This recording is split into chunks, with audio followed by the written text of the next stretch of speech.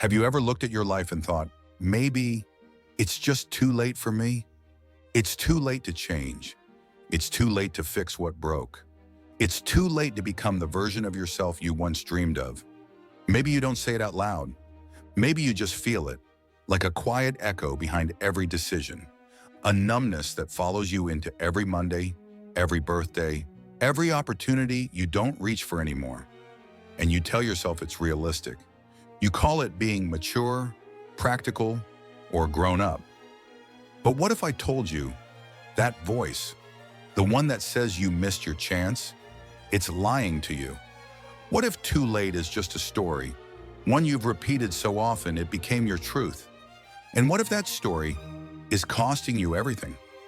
You see, the ancient Stoics, people who lived through exile, war, failure, and loss, they faced this same lie, and they burned it down with a simple, immortal truth. As long as you are breathing, it is not too late. It's not too late to start. It's not too late to heal. It's not too late to become one. So if you've ever felt behind, stuck, or quietly ashamed of where you are, stay with me, because in the next few minutes, we're going to unravel that lie and rebuild something truer. This isn't just a video, it's a doorway. And you just found the key. Let's begin. Let's get honest about something. The world is very good at putting timestamps on your worth. By age 25, you should have found your purpose. By 30, you should be successful. By 40, you should be stable. By 50, it's too late. By 60, you're just surviving. And beyond that, you're invisible. That's the cultural myth we've inherited. And it seeps in subtly through advertising, expectations, social timelines, and comparison traps. But let me tell you something the Stoics knew long before hashtags and algorithms ever existed. Time does not define your value. Choice does. This illusion that there's a fixed deadline on growth, healing, or beginning again is perhaps one of the most dangerous lies we quietly agree to. It creates a mental prison more effective than any locked gate. Because the truth is, it's not time that's holding you hostage. It's the belief that your opportunity to change has expired. But that belief, that invisible cage, it's not real. It's inherited. It's learned. It's absorbed. And anything learned can be unlearned. Marcus Aurelius, one of the greatest Stoic minds and Roman emperors, wrote to himself, "You live only in this moment, not in the past, not even in the future, only now." Let that sink in. Not yesterday's mistake, not tomorrow's fantasy, just this breath, this heartbeat, this choice. Because here's the paradox. The more you focus on the clock, the more paralyzed you become. You start to believe that action must match the timeline others expect. But the Stoic path rejects all that. It tells you the only timeline that matters is your own, and it begins now. Let's challenge the myth head on. You're too old to start something new? Then how did Colonel Sanders launch KFC at 62? You missed your chance to pursue your dream? Then explain why Julia Child didn't publish her first cookbook until she was 50. You failed too many times to try again? Then what about Thomas Edison, who found 10,000 ways not to make a light bulb before he found one that worked? You think your past defines you? Then consider Nelson Mandela, 27 years in prison, and he still became a global symbol of peace and leadership. The illusion of too late thrives when you measure your life by someone else's clock. But the truth, you are not late, you are on your path, and it's yours to walk. There's another reason the too late belief survives. It protects you. It creates a comforting excuse to avoid discomfort. Because if it's too late, you don't have to start again. You don't have to risk embarrassment. You don't have to face the pain of being a beginner. You don't have to rewrite the story. You can stay where it's familiar, even if it's quietly suffocating you. But let me tell you this, comfort is not peace, and familiarity is not freedom. The Stoics didn't preach ease, they taught liberation. And liberation doesn't come from clinging to your past identity. It comes from choosing who you want to become next, no matter what the world expects or assumes. Seneca said it best, every new beginning comes from some other beginning's end. Not some, every. So if something in your life has ended, whether it's a relationship, a career, a dream, or a version of yourself, good. that means something else can begin. But only if you stop feeding the illusion that you're out of time. You are not out of time. The fact that you're listening right now is living proof. The fact that you're breathing right now is living permission. You are not waiting for a perfect moment. You're not chasing a past version of yourself. You are standing in now, the only place from which real change has ever happened. And if you're still doubting this, if your mind is still whispering, "Yeah, but not me," then stay with me, because in the next chapter, we're going to draw from the wisdom of the Stoics, not just the ideas, but the lived lives of those who walked through fire and started over. Men who didn't just survive their failures, they transformed them. And you can too. Let's continue. So now that we've peeled back the lie, that it's too late, what's next? What do we replace that illusion with? This is where the Stoic foundation becomes more than ancient philosophy. It becomes your compass. Because the Stoics didn't just write about change, they lived through it, radically, repeatedly, and often painfully. The truth is this: renewal is not just possible, it's your nature. Nature itself shows us this. The moon renews, the tide returns, the tree, even after shedding its leaves, blooms again. You too are a part of that rhythm. You were not built to remain fixed, fossilized, or frozen in the version of yourself that broke. You were built for iteration, for adjustment, for rebirth. But you must claim that rhythm consciously. Let's begin with this foundational Stoic idea. You are not your past, you are your next action. It sounds simple, but it shatters everything we've been taught. Because society defines people by their worst chapter. You're the person who failed the business. You're the one who got divorced. You're the one who never lived up to your potential. But the Stoics say, those are events, not your essence. They're data points, not definitions. And here's something deeper. You are never defined by what happened to you. You are defined by how you respond. Epictetus, born a slave and crippled in youth, became one of the greatest philosophers in history, not because of what he suffered, but because of what he chose despite the suffering. He taught over and over, it's not what happens to you, but how you react to it that matters. Let that become your mantra. Write it on your mirror, engrave it in your habits. Because in that one sentence lies the entire Stoic path to personal power. You cannot control the weather, the past, the betrayal, or the loss, but you can choose the meaning. You can choose your response. And that is where rebirth begins. Let's go deeper. Seneca, who witnessed his own political fall and exile, wrote, "Every new beginning comes from some other beginning's end." He didn't write this from a mountain of success. He wrote it while falling, which is why it matters so much. Most people try to begin again only when everything is perfect. The right time, the right money, the right clarity. But the Stoics teach that the time is never right. It is always now. Every moment, no matter how messy, is fertile soil for a new beginning. But only if you water it with action. That brings us to one of the most misunderstood Stoic principles, amor fati, the love of fate. This doesn't mean you have to like what happened to you. It means you own it. You absorb it. You shape it into something that serves you. Your past doesn't have to be your prison. It can become your fuel if, and only if, you choose to stop running from it and start shaping it. Let me give you a practical example. Imagine you're standing at the base of a mountain, staring at the ruins of a house you built. It burned down. Maybe you lit the match. Maybe someone else did. Doesn't matter. Now you have two choices. You can sit in the ashes, cursing the fire, repeating the story of how unfair it all was, or you can gather the stone, build again, not the same house, but a stronger one, a wiser one, a truer one. And when someone walks by and says, "Didn't this place burn down once?" you look them in the eye and say, "Yes, and I rebuilt it with my own hands." That's Stoicism, not the absence of pain, but the transformation of it. Not perfection, but presence. Not ideal circumstances, but ideal character. You see, the Stoics weren't superheroes. They were human beings just like us, hurting, doubting, aging, but they refused to waste their pain. Marcus Aurelius, battling illness and betrayal in his final years, didn't retreat. He wrote, he faced his mortality not with panic, but with presence. In his meditations, he said, At dawn, when you have trouble getting out of bed, tell yourself, I have to go to work. As a human being, what do I have to complain of if I'm going to do what I was born for? What were you born for?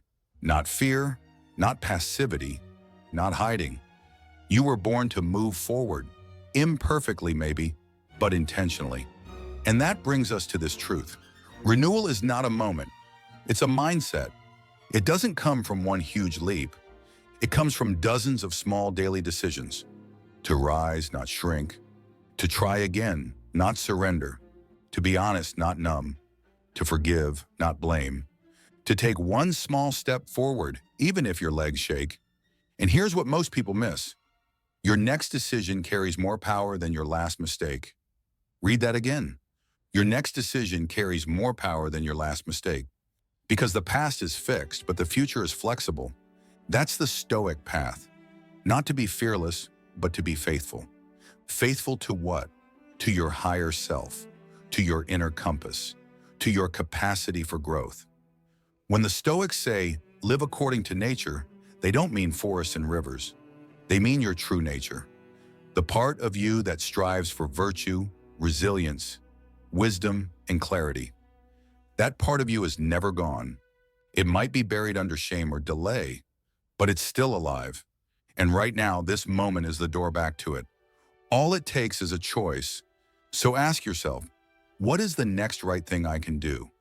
Not tomorrow, but today. Maybe it's telling the truth. Maybe it's calling someone. Maybe it's finally forgiving yourself.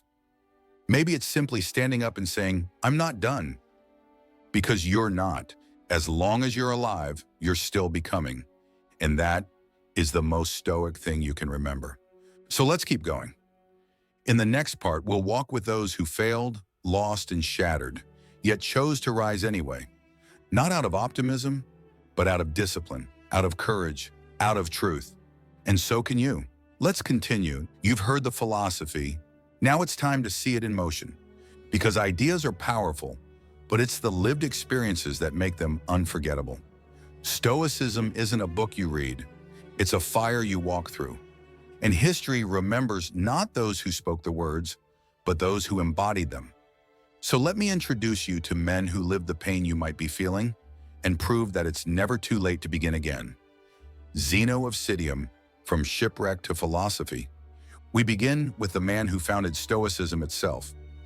Zeno wasn't born a philosopher, he was a merchant. He made his living on the seas, trading goods across the ancient Mediterranean. He had a plan, a direction, a life laid out in front of him. Until one day, everything changed. A violent storm shattered his ship, sank his cargo, and left him broke, stranded, and without a purpose. From merchant to nothing. From certainty to chaos. Sound familiar? That's when his transformation began. Wandering the streets of Athens, directionless and humiliated, Zeno stumbled into a bookstore. He picked up a volume on the teachings of Socrates, and something in him stirred. Not long after, he began to study philosophy, not to impress, but to survive. He trained, he questioned, he endured, and in time he taught. His teachings became a new school of thought, Stoicism. Now think about this. The entire philosophy that has helped millions find clarity and resilience started with a shipwreck, started with a man who had lost everything.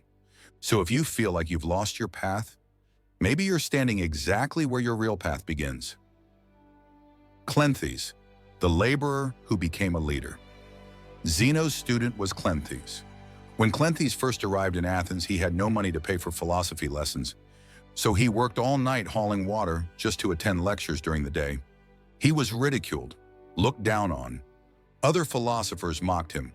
How can a man who carries buckets understand virtue? But Cleanthes endured because he wasn't in it for approval, he was in it for truth. And over time, the very same philosophers who mocked him came to respect his depth, his strength, and his unwavering character. He eventually became the head of the Stoic school. He once said, "Lead me, Zeus and fate, wherever you have assigned me. I will follow without hesitation, but even if I don't want to, I will still follow." That is not weakness. That is surrender to purpose. Cleanthes taught us that it doesn't matter where you start.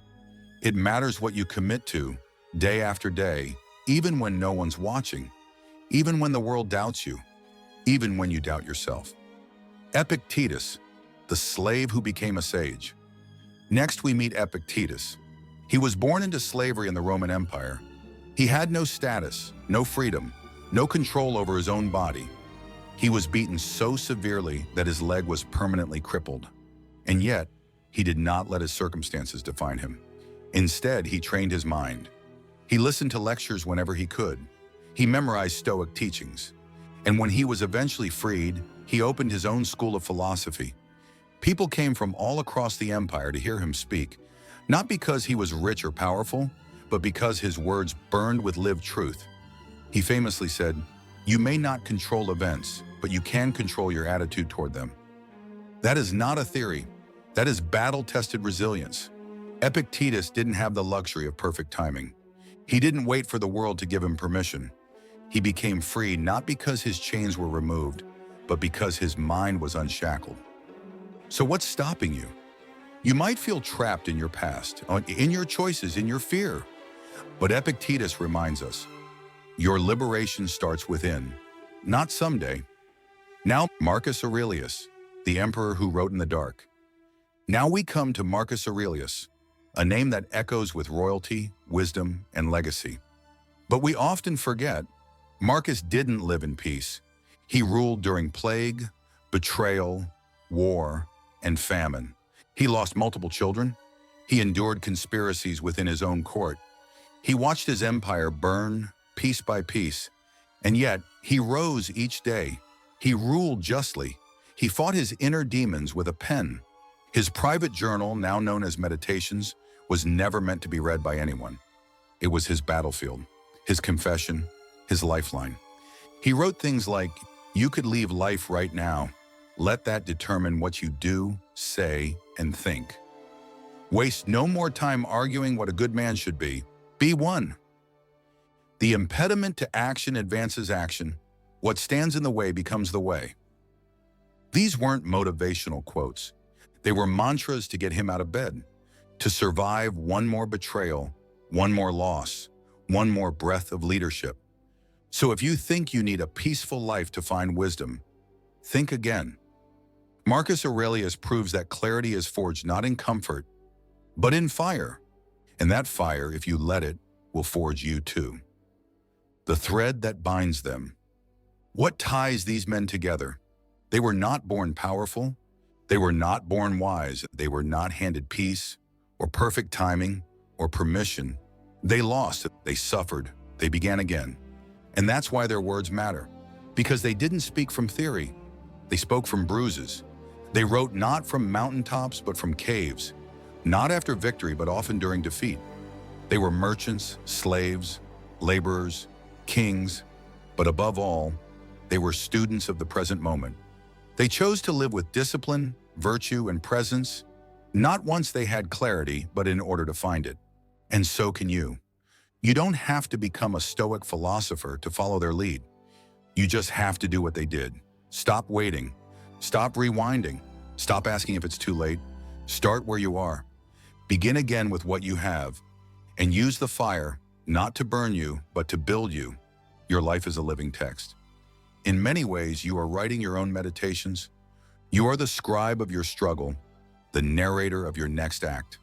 Every thought you choose, every step you take, every breath you commit to, it's a line in your living philosophy. Make it one worth reading. Let your life speak not of what you lost, but of how you rose. Let your actions echo what Marcus once wrote. Just that you do the right thing, the rest doesn't matter. Let your next move say what Zeno proved, that rock bottom can be sacred ground. Let your endurance reflect Clenthi's water buckets, quiet, relentless, humble. And let your mindset be your true freedom, like Epictetus, unshackled, unbent, undefeated. You are not your failure. You are not your delay. You are your next choice. And right now, you are free to choose. So what will you do? In the next chapter, we'll leave history and walk into your present. Because it's one thing to be inspired by the Stoics, it's another to become one. And becoming doesn't happen in theory. It happens in action. Let's begin again, together. We've just walked with philosophers and emperors, with slaves who became sages, with men who turned ruin into doctrine. But if your mind is still whispering, that was then, this is now, let's silence that voice too. Because what you're about to see isn't mythology. It's not legend. It's life. Real people. Modern times, same principles. Rebirth doesn't only happen in marble halls or ancient texts. It happens in hospital rooms, in rejection letters, in courtrooms, in the silence after a dream dies. And it happens now, every single day, to those who choose it. Let's begin. J.K. Rowling, from rock bottom to global storyteller. In 1993, Joanne Rowling sat in a tiny Edinburgh flat, jobless, depressed, divorced, and raising a child on welfare. She'd been rejected not just by her marriage, but by society, a single mother with no connections, no platform, and, according to many publishers, no talent. She had an idea about a boy wizard. But how do you sell magic when your own life feels utterly stripped of it? Still, she wrote, in cafes on napkins, while her daughter napped, between job interviews. She sent her manuscript to 12 publishers. Every single one said no, until one finally said, let's give it a chance. That manuscript became Harry Potter and the Philosopher's Stone. It sold 120 million copies, launched a franchise, and reshaped a generation's imagination. But here's what matters most. J.K. Rowling didn't write Harry Potter after she healed. She wrote it while she was broken. She said it best. Rock bottom became the solid foundation on which I rebuilt my life. That is Stoicism, not escaping the storm, but learning to build shelter inside it. Colonel Harlan Sanders, legacy born in his 60s. Imagine being 65 years old. You've just received your first Social Security check. You've worked dozens of jobs, run a gas station, opened a diner, failed more businesses than you can count. You've been told quietly and loudly that your time is up, that your legacy is written, that your peak is behind you. Most people at that point give in, settle, shrink, fade. Colonel Harlan Sanders did the opposite. He had one recipe for fried chicken, one belief that it was good enough to change his life. So he got in his car and started pitching it to restaurants across the country. He was turned down over 1,000 times.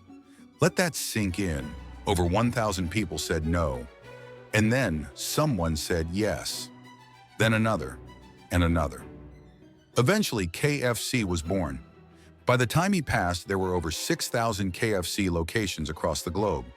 But none of it happened in his 30s, or even his 50s. It began when the world would have told him it was too late, which means this: the expiration date on your dream is not printed on your birth certificate. You decide. Nelson Mandela, from prisoner to president.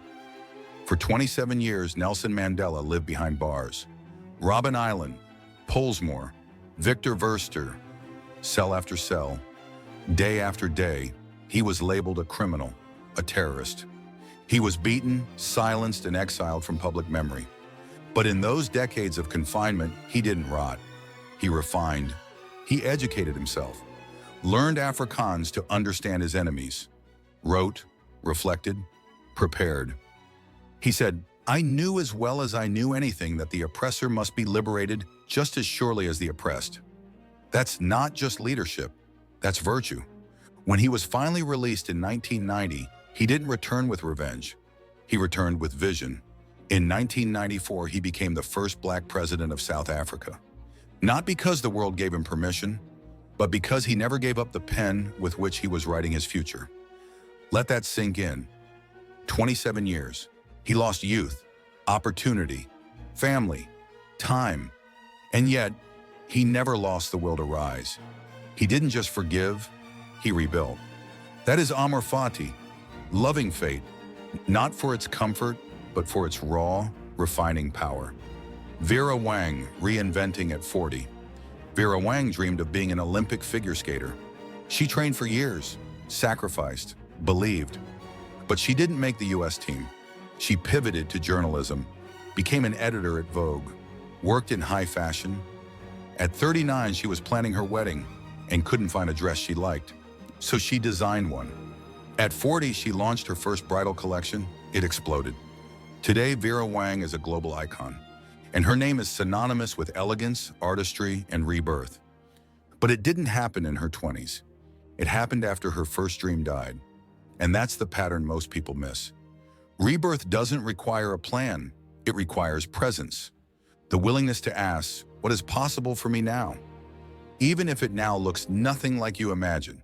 Steve Jobs, fired from his own company. In 1985, Steve Jobs was ousted from Apple, the company he co-founded. He was humiliated, angry, publicly shamed. He later said, "What had been the focus of my entire adult life was gone, and it was devastating." But he didn't disappear. He started a new company, Next. Bought another Pixar. He explored design, technology, and storytelling. And when Apple faltered, they brought him back. He returned not as the same man, but as a refined one. And he changed the world. Here's the key. He didn't let rejection fossilize him. He let it renew him. That's Stoicism. That's fire used wisely. What do they all have in common? Rejection, pain, loss, delay, and then a decision. Not a magical opportunity, not a stroke of luck, not a shortcut, a choice. Each of these people made a simple, radical choice. I am not finished, even when no one else believed in them. Even when logic said, settle. Even when their own minds whispered, why try again? They chose, and that's what rebirth requires. Not perfection, but defiance. Defiance against finality, defiance against fear, defiance against the myth of too late. You are no different. Let's drop the excuses. You don't need to be famous. You don't need millions of dollars. You don't need certainty. You just need a moment, this moment, where you say, my story is not over. That's it. That is the line in the sand. That is where transformation begins. Rebirth starts not when everything is clear. It starts when you choose clarity over delay. When you say, I'm done replaying the past. I'm done outsourcing my worth. I'm done believing I'm too late. Because you're not. You're still breathing. You're still becoming. You're still possible. And if these stories prove anything, it's this. You don't have to be unscarred to rise. You just have to stop letting the scar make your decisions. Next, rebirth isn't passive, it's practice. In the next chapter, we're going to take everything we've seen, the pain, the lessons, the power, and make it practical. Because you can be inspired by Rowling, motivated by Mandela, amazed by Marcus, but none of it means anything if it doesn't lead you to one thing: action, and that's what we're stepping into next. Daily practices, Stoic habits, modern rituals, tiny steps with massive impact. Because rebirth isn't just a beautiful idea, it's a lifestyle. Let's walk into it together. Inspiration is beautiful. It lifts the fog.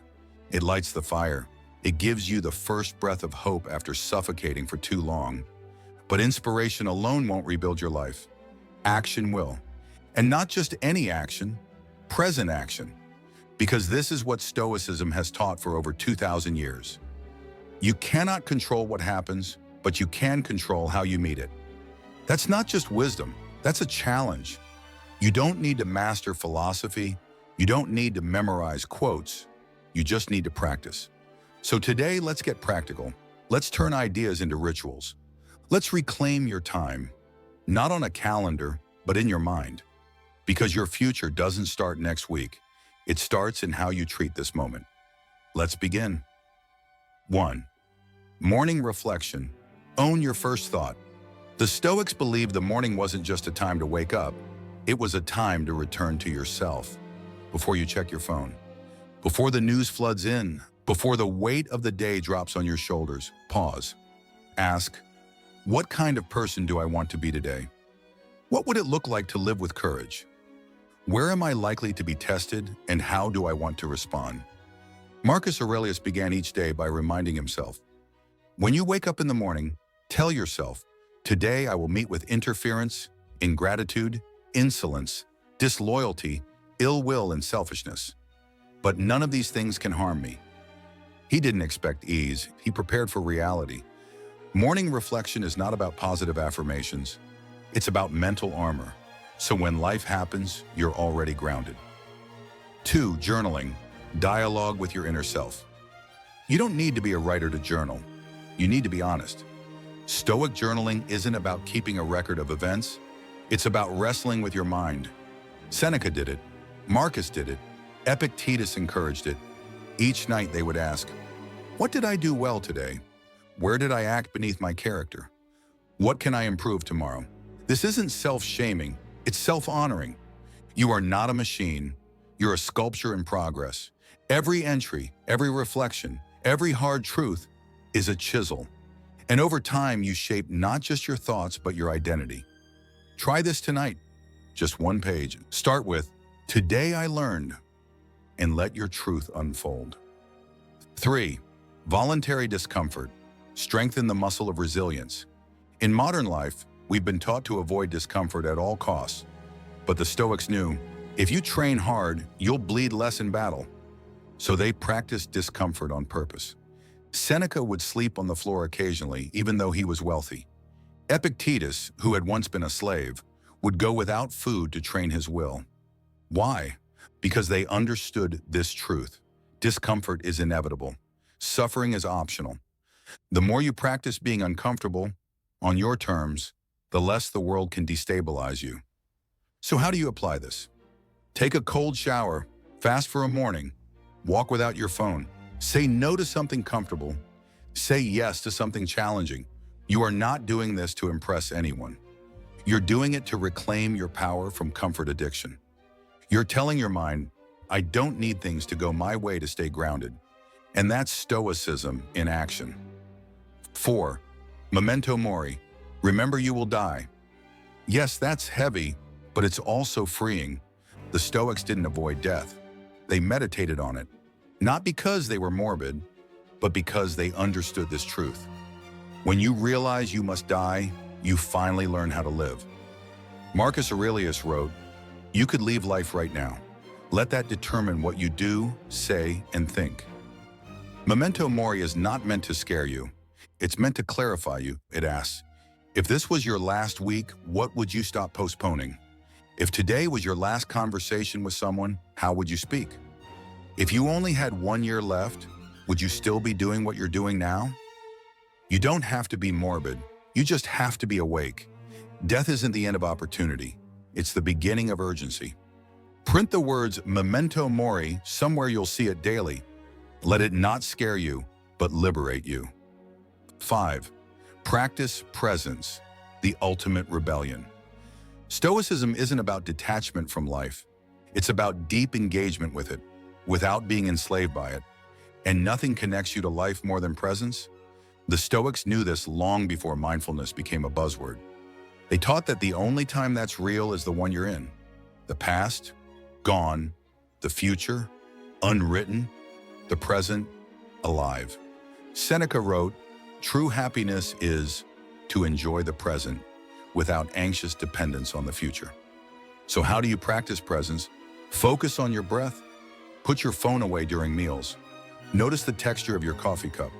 Listen when someone talks. Really listen. Walk slower. Speak less. Mean more. Presence is not passive, it is powerful. Because it's the place where your life is actually happening. Not in your regrets, not in your plans, but right here, now. 6th, let go of the outcome. Master the process. You cannot control the results, only the effort. This is perhaps the hardest Stoic lesson to learn. You might write the best book, and no one buys it. You might love deeply, and still get left. You might train hard, and still lose the race. So what do? You detach from the result, and you fall in love with the process. Epictetus said, don't seek for everything to happen as you wish it would, but rather wish that everything happens as it actually will.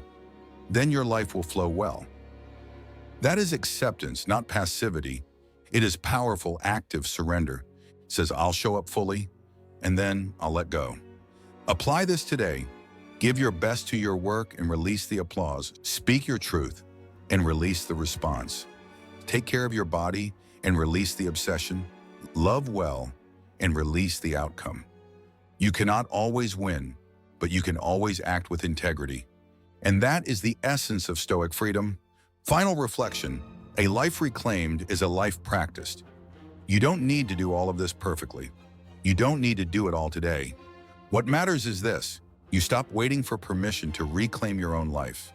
That you stop believing clarity will come before you act. It never does.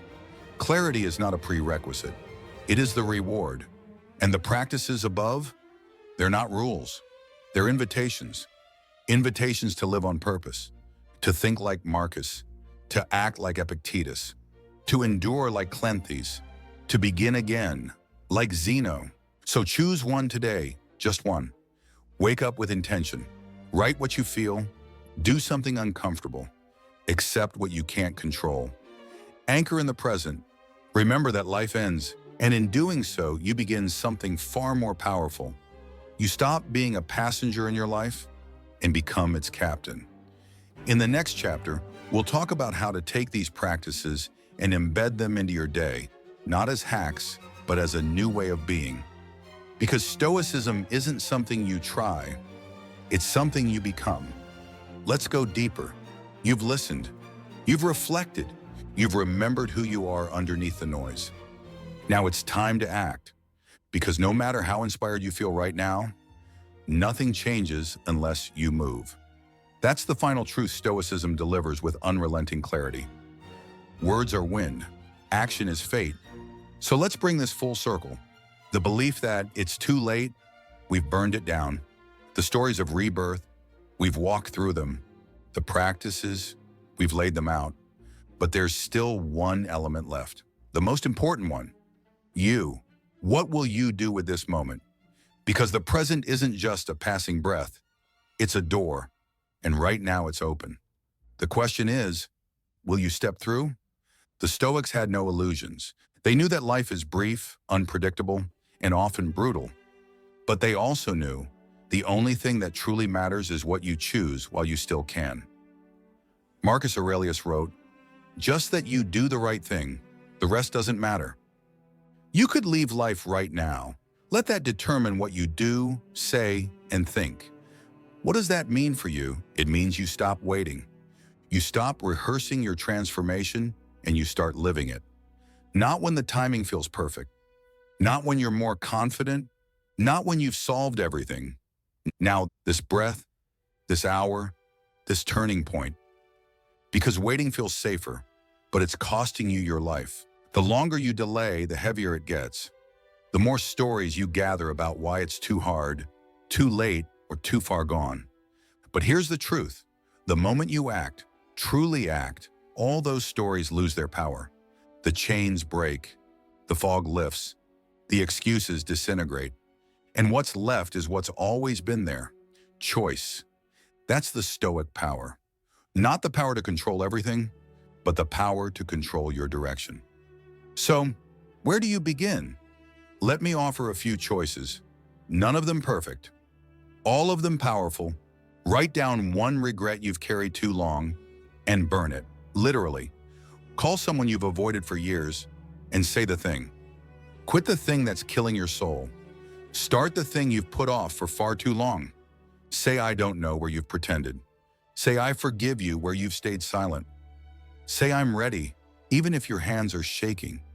You don't need a dramatic gesture. You need a real one. Something small, raw, undeniable, that reminds your nervous system, I'm no longer waiting for permission to be who I am becoming. That is the rebirth. That is the moment your life becomes your own again.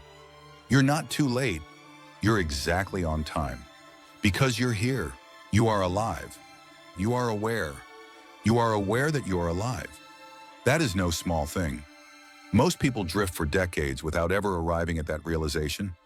But you're standing at the doorway.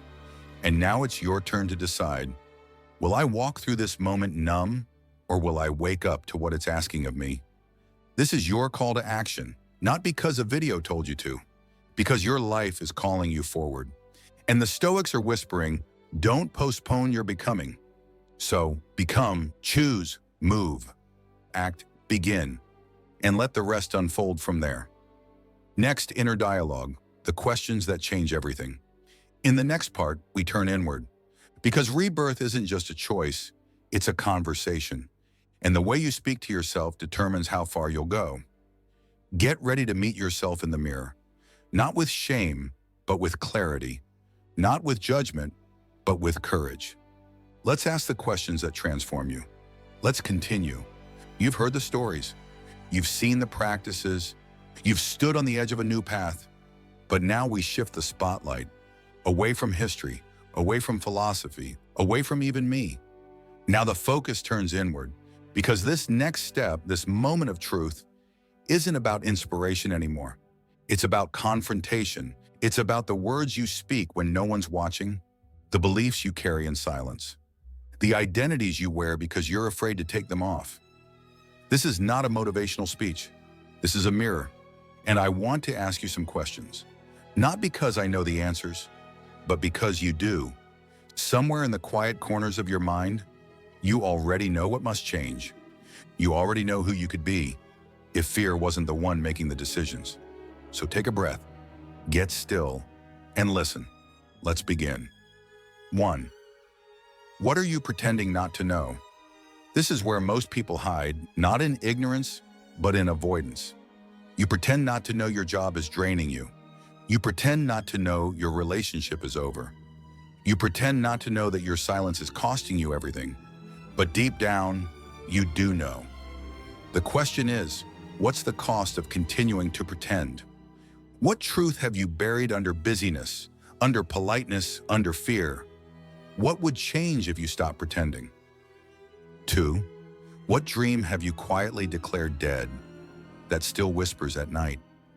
Maybe it's the book, the business, the dance class, the move to a new city, the letter you never sent. You told yourself it's too late. You outgrew it. Life moved on. But when the world gets quiet and your guard is down, it still calls to you, doesn't it? That dream wasn't childish. It was sacred, and it's still waiting for you. Not with judgment, but with open arms. The question is, will you answer? 3.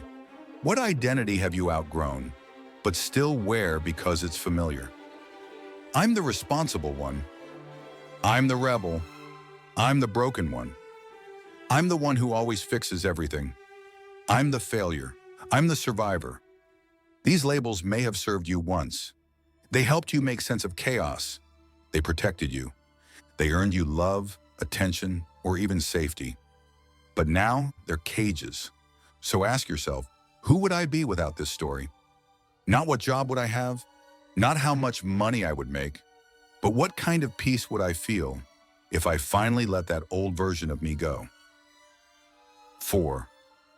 Where am I still waiting for someone else to save me? This one hurts, because we all do it. We wait for the apology. We wait for permission. We wait for the right time, the right person, and the right sign. But the Stoics knew no one is coming. Not in a bleak way, but in a liberating way. Because the moment you stop waiting, you start living. So ask yourself, what would it look like to stop waiting and start choosing?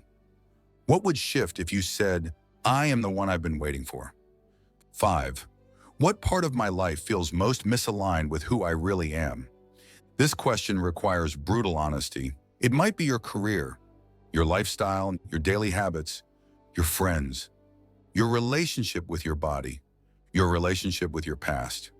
Alignment doesn't mean ease, it means truth. So ask, where am I betraying myself and calling it normal? And more importantly, what one step could I take today to realign, even slightly? 6. If my future self could speak to me now, what would they beg me to stop doing? What would they beg me to start? Imagine them, wiser, calmer, and more grounded. Not perfect, but free. What would they say? Please stop apologizing for existing. Please stop delaying what matters. Please start taking care of your body. Please speak up. Please believe you're worthy of something more. Write it down. Let them speak. Because that future self isn't far away. They're one courageous choice away. You can't lie to the mirror. You can perform for the world. You can post the curated story. You can keep pretending you're fine, but the mirror knows, the page knows, your body knows, and now you know. The time to hide is past. This is your invitation, not just to answer the questions, but to live your answers. To step back into the story with eyes open and heart willing, to stop numbing, to stop apologizing, to stop blaming time, age, fear, or fate. Because every question above is not a judgment, it's a door, and you have the key. The Stoics didn't believe in perfection. They believed in daily course correction, so course correct. Steer back toward your truth, and remember, the only wrong answer is silence. Next, conclusion, the Stoic mantra of becoming. You've come this far. You've listened. You've reflected. You've dared to look inward. Now it's time to close this journey, not with a period, but with a vow. Because this is not the end. It's the beginning. Again. Let's finish strong. This is not the end. You've walked through fire. Not literal flames, but something fiercer. The heat of self-honesty. You didn't just learn something. You faced something. And now something within you is shifting. That's not a coincidence. That's you, remembering who you are beneath the noise. But before you go, there's something I need you to know. Becoming doesn't happen all at once. It's not a single leap. It's not a viral moment or a grand rebrand. It's breath, it's repetition. It's a decision made again and again, especially when no one's watching. That's the Stoic way. They didn't seek applause. They didn't wait for motivation. They lived by a deeper rhythm, one powered by clarity and virtue, not by hype. Marcus Aurelius never claimed to be wise. He just kept writing. He kept reminding himself. He kept showing up. And that is what you must do now. You've seen that it's not too late. You've seen that others have risen from worse. You've seen that power lives not in perfection, but in presence. So here's your final mantra. I am not who I was. I am not yet who I will be, but today I choose to become. Say it out loud. Write it down. Memorize it if you must. Let it carry you forward when willpower fades. Let it echo louder than the doubts. Let it anchor you when the world rushes past. Because your story isn't done. Not even close. This was never about being fearless. It was always about being faithful. To yourself. To the quiet voice. To the path that whispers even after years of silence. It's time. So go, not with pressure, not with guilt, but with presence. Let this be the chapter where things changed. Not because life got easier, but because you got clearer. And remember, the Stoics didn't seek comfort. They sought alignment. You don't need a new identity. You need to return to the one you buried. Beneath the fear, beneath the shame, beneath the story that said, it's too late. Now you know better. So become. One breath, one step, one day at a time. Let's begin. Again. If this message stirred something in you, don't let it fade. Don't just feel it. Act on it. Share it with someone you care about, someone who might be standing at their own edge thinking, it's too late. Because maybe this is exactly what they needed to hear. Leave a comment below. What part of this video resonated with you the most? What's one thing you're ready to begin again? Starting today? I read every word, and your story may inspire someone else to take their first step. If you haven't already, subscribe for more Stoic wisdom designed to awaken courage, clarity, and presence in a chaotic world. And hit the bell, because the next video could be the one that changes everything. You are not your past. You are your next choice. And the best time to begin is now. Let's walk this path together. See you in the next chapter.